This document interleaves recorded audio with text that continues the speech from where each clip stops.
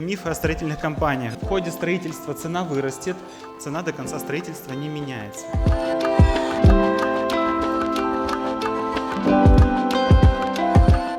Эркизге, селям алейкум. Здравствуйте. Очень рад всех видеть. Давайте для начала знакомиться. Меня зовут Ленур, я руководитель строительной компании «Новый лист». Мы строим дома разной площади, разные объекты по всей территории полуострова Крым. Да, строим мы с соблюдением всех норм и правил действующих по отверенной уже технологии. Благодаря высококвалифицированным сотрудникам мы можем оказывать полный спектр услуг. Это такие как подбор участка, проектирование, непосредственно строительство и вплоть до ввода дома в эксплуатацию. Итак, давайте же обсудим, да, как лучше строить все-таки дом. Самому или со строительной компанией.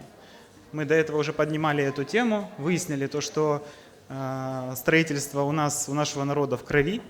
И вот сейчас лучше поговорим об этом.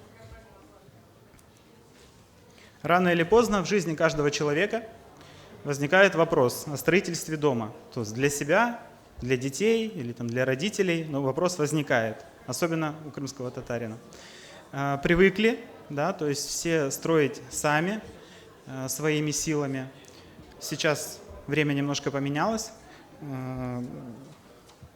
шагнули технологии вперед, то есть можно обратиться в строительную компанию. Первое, что приходит в голову, это мифы о строительных компаниях, да, то есть то, что это со строительной компанией строить очень дорого.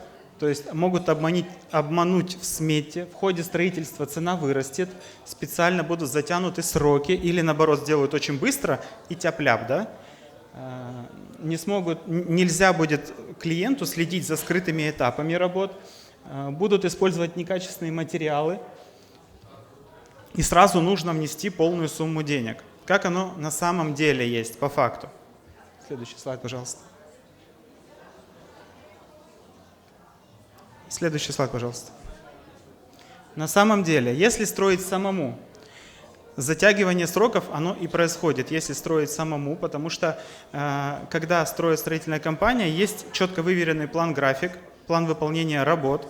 Одна бригада сменяется другой, и график не нарушается. Если строить самому, обычно люди не знают некоторых мелочей и тонкостей, когда нужно правильно подвести бетон, арматуру, и немножко получается затягивание сроков. Когда строишь сам, чаще всего некоторые работы откладываешь на потом, соответственно, сталкиваешься с ростом цен. Если заказывать дом в строительной компании, соответственно, цена фиксируется изначально, цена до конца строительства не меняется. То есть, как она была, такая она и остается. Если завтра камень-ракушечник станет стоить там, по 1000 рублей за штуку, это уже проблема компании, а не заказчика.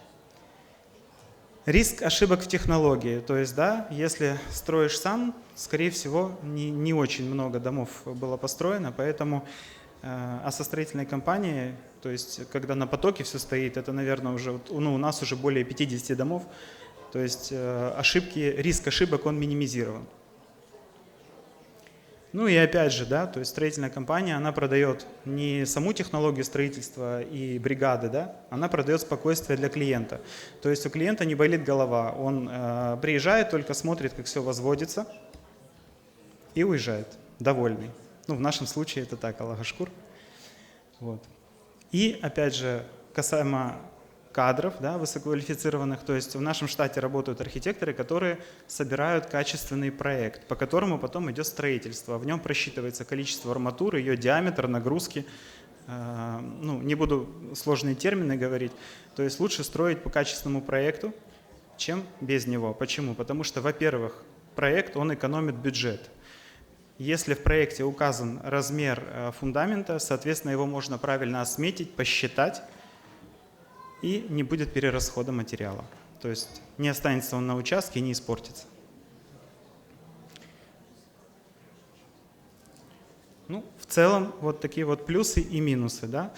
Решать уже самому клиенту, строить с компанией или самому. Вот. Выбор остается за клиентом, конечно. Но хочу обратить внимание, что если строить самому, ценник получается иногда не то что дешевле, иногда даже дороже, чем если обратиться в строительную компанию. Говорят, что строительная компания это всегда какая-то, ну, что они всегда экономят на каких-то скрытых работах, да, и есть ли риски в том, что, ну, в стенах заложены компромиссы, грубо говоря, да, как вот вы сейчас говорили про мифы о строительных компаниях, вот попробуйте развенчать еще и этот миф. Что касаемо скрытых работ, опять же повторюсь, есть проект, к проекту идет спецификация, то есть в спецификации полностью указан диаметр арматуры, марка бетона, класс. Можно в любой момент приехать на объект и проверить. Обычно прораб приглашает клиента в определенный момент, когда он знает, что завтра будет заливка, и видно еще весь связанный каркас внутри бетона. Вот он приглашает клиента, клиент приезжает, своими глазами смотрит, может сравнить со спецификацией и убедиться, что все там хорошо. Çok sağ olun. Исчерпывающий ответ профессионала. И вам Sağ olun за ваши, вы как разрушитель мифов. Несмотря на то, что вы строительная компания, вы сегодня выступили в роли разрушителя мифов. Ну, çok sağ olun, Ленор Бей.